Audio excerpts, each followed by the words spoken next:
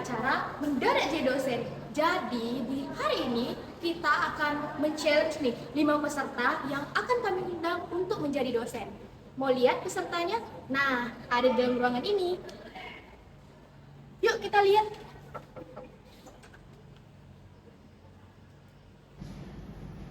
Oke guys, inilah kelima peserta yang akan kita undi untuk menjadi dosen di acara Mendadak Jadi Dosen hari ini. Yuk kita undi dulu. Kita mulai dari peserta pertama. Hai Abad. Hai. Oke, kita mau undi dulu ya. Tutup mata, tutup mata. Ambil. Oke, sabar jangan buka dulu. Kita pilih dulu ya guys. Depannya. Jangan lama ya. Nah, lepas terakhir. Ini tuh. Oke, boleh dibuka masing-masing? Enggak ada tuh.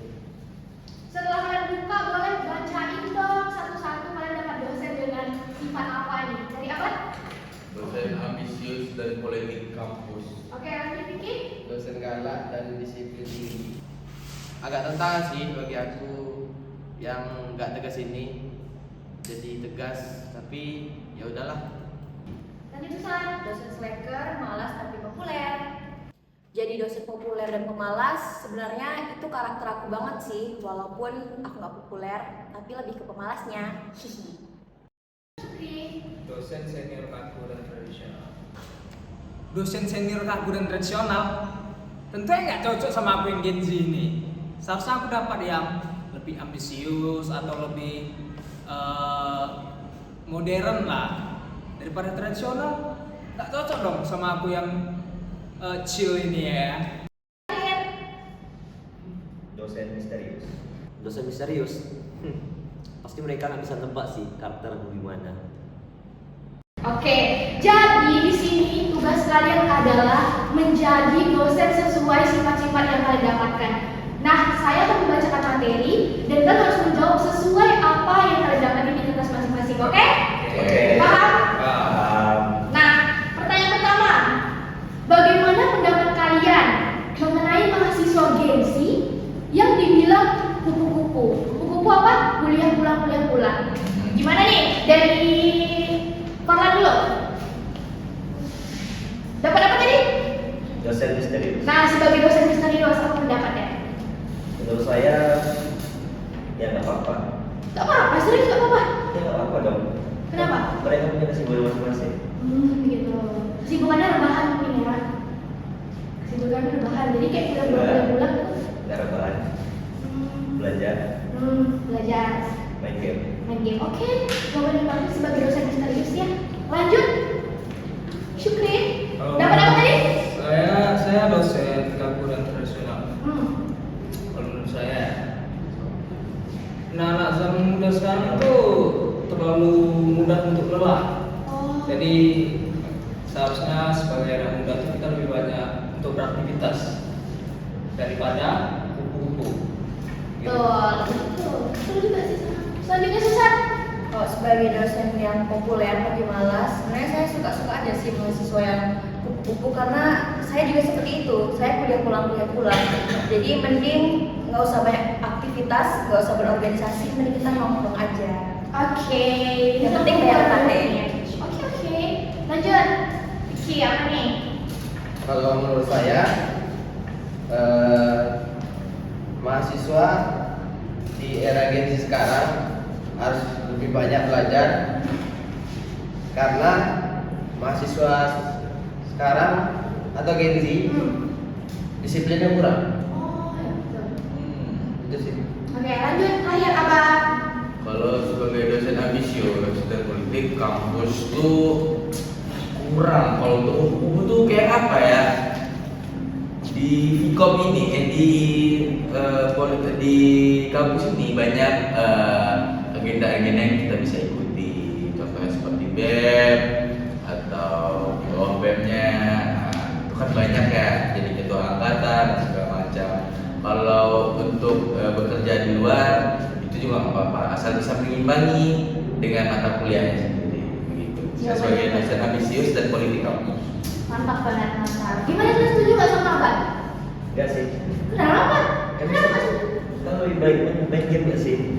Lebih baik main game. Cepat kasih paham. Sebenarnya ambisius itu bisa kalau misalnya Ben, itu nanti kita ada pengalaman berorganisasi untuk masa depan kita, untuk dunia bekerja nanti.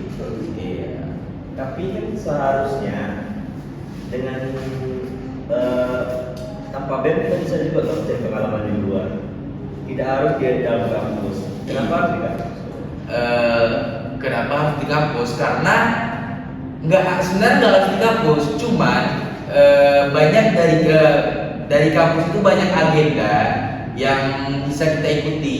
Contohnya dari BEM, dari BEM Wira langsung, dari agenda-agenda lain, dari eksternal yang masih berhubungan dengan universitas atau mahasiswa gitu. Kalau main game itu kan menurut pribadi masing-masing, mana tahu dia mau mencapai dengan pro playernya dia segala macam ya kan. Apa sih Farlan tuh kadang-kadang kidding-kidding, kadang gini kadang gitu, ya itulah namanya juga hidup. Jadi untuk dosen galak dan dosen populer gimana? Kalau saya sih setuju sama Farlan ya, karena nggak perlu lah organisasi, kita juga bisa cari relasi luas selain di organisasi dalam kampus aja, seperti nongki mungkin atau enggak dong. Enggak dong. Oke, lanjut ke pertanyaan kedua. Bagaimana cara kalian menghadapi mahasiswa yang datang ke kampus hanya datang untuk memenuhi absensi? Dari sini, dari aku dulu. Kalau menurut saya hanya memenuhi absen itu gimana ya? Dia nggak salah, cuman uang dari orang tua atau dia sendiri yang membayar uang kampus dia itu sangat dirugikan bagi pihaknya dia. Gitu. Jadi hanya sekedar menunaikan kewajiban absen tok itu aja sebenarnya rugi di ilmu dan dirugi di ekonominya sendiri ya kan. Jadi ya nggak dapat apa-apa, cuma menunaikan kewajiban aja. Oke, berarti jawabannya setuju gitu ya? Nggak setuju. Setuju. Baik. Tentang absen saya terlalu rugi terhadap diri sendiri karena kan kita bukan hanya mencari apa namanya Apa tuh? kayak sebagai apa namanya pangkat atau gelar, tapi kita masuk ke dalam kampus ini kan untuk cari ilmu gitu kan, jadi kayak kurang bagus lah namanya. Jadi kita lebih baik mencari pengalaman dan pengetahuan daripada hanya mengisi absen begitu saja. Gitu. Kalau tanggapan Sukri sebagai dosen ya. Kalau sebagai Masya Allah. Masya Allah. Tabarakallah, Pak Syukri. Allah. Semoga dia akan menjadi rektor depan. Amin. Lanjut ke Farhan. Kalau menurut saya sih yes. Kenapa ya? Ya, menurut saya harusnya mahasiswa ini kayak kalau mau ke kuliah tuh ya yakin itu dia dulu sih. Kenapa gitu? Kalau kuliah aja untuk absen aja, mending gak usah kuliah. Kasihan orang tua yang membiayai. Itu aja sih. Berarti Pak, kalau semisal nggak usah kuliah, Bapak mau mengajar dengan mahasiswa yang nggak ada gitu? Kalau dia cuma datang ke absensi, berarti dia nggak usah kuliah lah sekalian. Ya, tapi kan mayoritas yang kuliah kan benar-benar mau belajar. Hanya beberapa kan seperti itu, anomali seperti itu kan. Anomali. Bapak sudah pernah nggak dapat mahasiswa seperti itu? Kebetulan sudah. Oh sudah, terus mau apa itu? Saya kasih nilai kan. Oh, Pak. Teman-teman kasih nilai A. Ini bisa jadi rekomendasi untuk mahasiswa yang malas datang karena dikasih nilai A. Bagus Pak. Tapi nilai tergantung saya sih. Oh, kalau misalnya dia rajin banget, Bapak kasih nilai A gitu kan? Enggak dong, kan tergantung Bun. Oke. Bagus banget. Kita lanjut ke pertanyaan ketiga, yang terakhir. Udah setuju nggak tadi? Udah setuju nggak sama pendapat kami masing-masing? Oke. Berarti tergantung mood ya Pak ya. Iya dong. Berarti nggak salah tuh kalau misalnya masih nilai tergantung mood. Enggak dong. Berarti nggak Kalau masalah. Apa? Kalau di mood ini Astagfirullahaladzim. Itu konteksnya berbeda ya. Apa? Skip, Oh, berbeda. skip. Lanjut ke pertanyaan terakhir. Untuk para dosen-dosen, ingat kalian di sini sebagai dosen. sebagai dosen. Sebagai dosen, oke? Kan ada dosen lagi. Masih. Oke, lanjut. Oke. Dengar pertanyaan saya dan sama. Ini pertanyaan saya untuk kalian, oke? Apakah kalian siap jika kami berikan mahasiswa yang tidak sesuai dengan ekspektasi kalian? Kita mulai dari Susan. Siap-siap aja sih karena saya sendiri malas dan saya juga punya kesibukan di luar dunia kampus. Jadi saya siap-siap aja. Oh, ini malas ya? Berarti nanti bisa dong nggak usah datang terus gitu. Terus tiba-tiba kasih nilai C. Iya, saya kalau saya jadi dosen sebagai dosen populer, saya pakai sistem kasih nilai rata semua. Oh, nilai rata gitu ya. Jadi kalau misalnya ada ambis ini kok peduli? Enggak. Oh, salah banget. Habis panggilan caper enggak sih? Iya sih biasanya sih gitu ya. Kalian kok nggak jawab kayak gitu? Iya biasanya sih gitu. Iya kan, Pak? Iya. Berarti kan tergantung nggak sih kalau misalnya ambis caper maksud?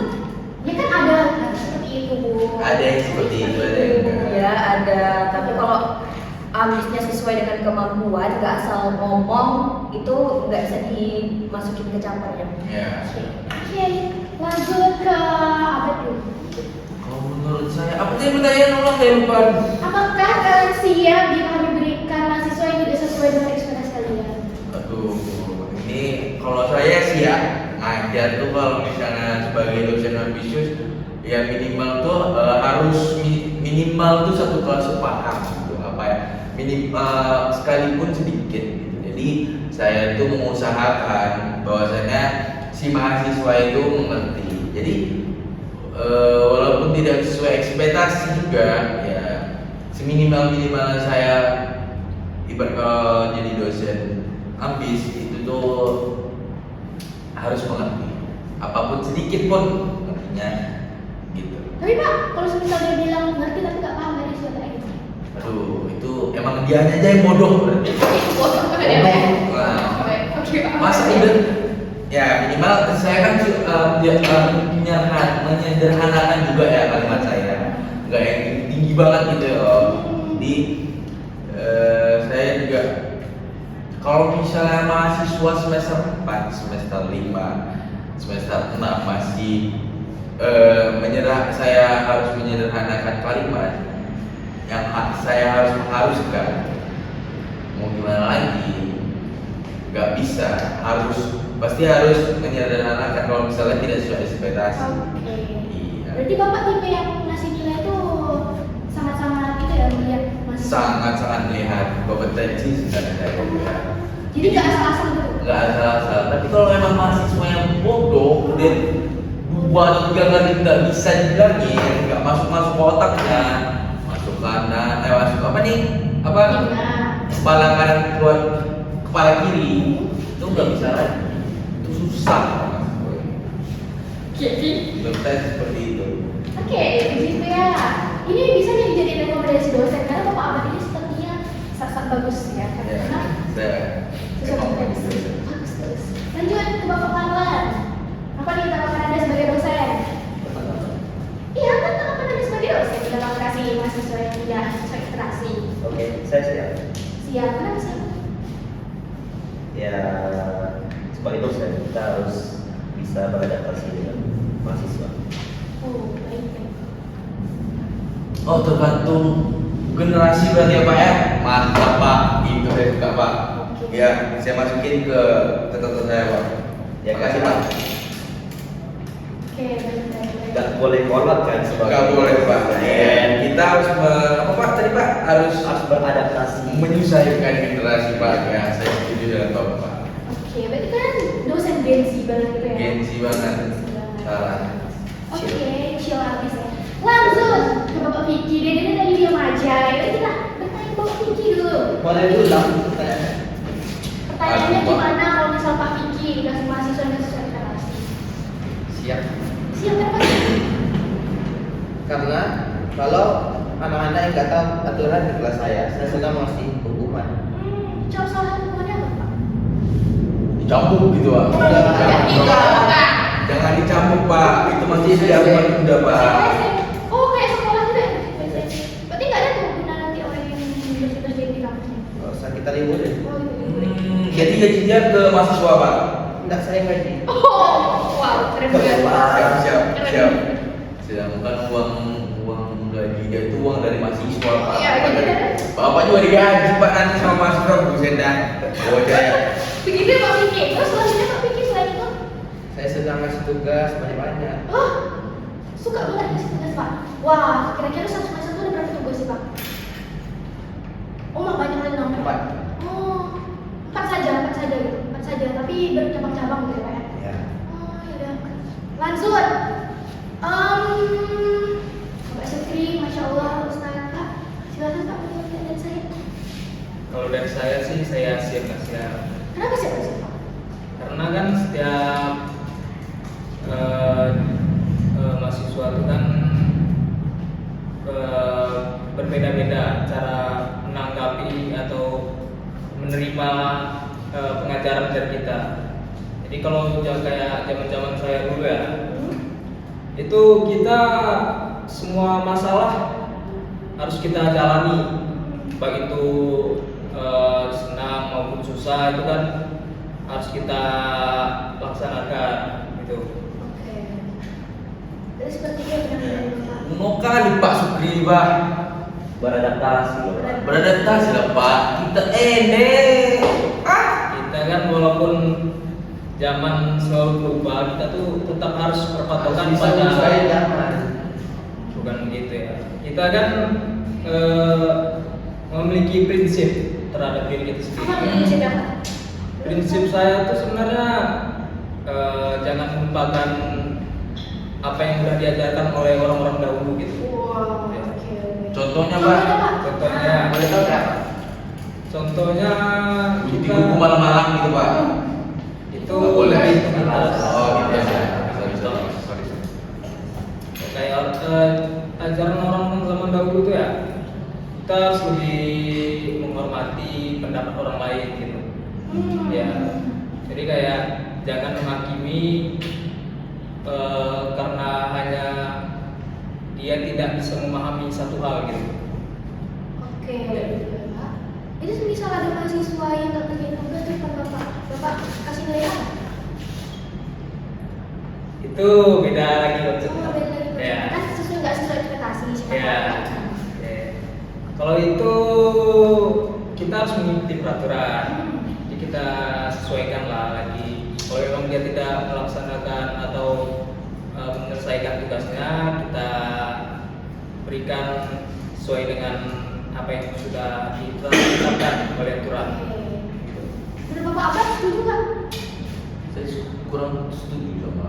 Ah, kenapa tuh? Sebutkan kenapa? Saya lebih setuju sama Pak Parlan tadi. Oke. Mana Pak tadi Pak? Kita harus beradaptasi. Itu dia tuh. Gitu Pak Sob. Jangan kuno kali lah deh. Oke. Ya udah sesuai pendapat masing-masing saya terima. Gitu ya, harus bisa. Bisa diterima semua. Bisa diterima katanya. Mungkin sama apa lainnya. Oke. Nah, bisa kalian lihat kan itu dia dari 5 karakter dosen yang sudah kita pahami dan kita beri pertanyaan. Jadi bisa kalian lihat dosen mana sih yang harus kalian pilih untuk selanjutnya. Kalian memilih dosen Parlan atau dosen Sukri, dosen Susan, dosen Vicky maupun dosen